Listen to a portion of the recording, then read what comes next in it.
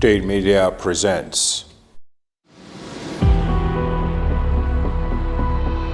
100 years ago, Armenia was occupied by Soviet Russia. After the occupation, Soviet Russia signed the Treaty of Moscow, March 16, 1921, and forced occupied Armenia to sign the Treaty of Kars, October 13, 1921, with Kemalist rebels in Turkey. Based on these treaties, which were illegal and invalid according to international law, Armenia lost most of its territories.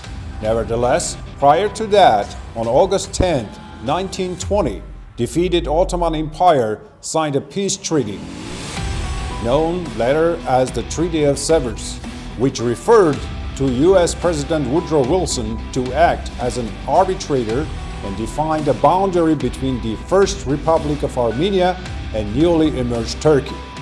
The arbitral award, which was done on November 22, 1920, signed by the President Wilson and countersigned by State Secretary Bainbridge Colby and sealed with the Great Seal of the United States, entered in force thereupon.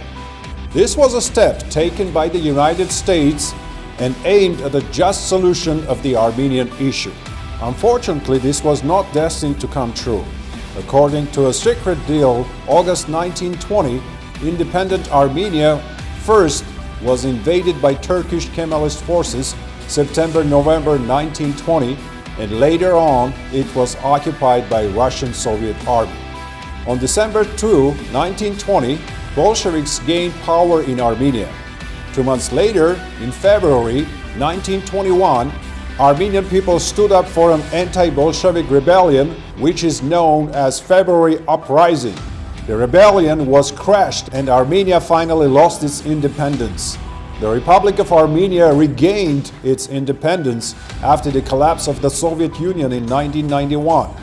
However, during all the years of so-called independence, Armenia was and is ruled by Russian neo-colonial administration.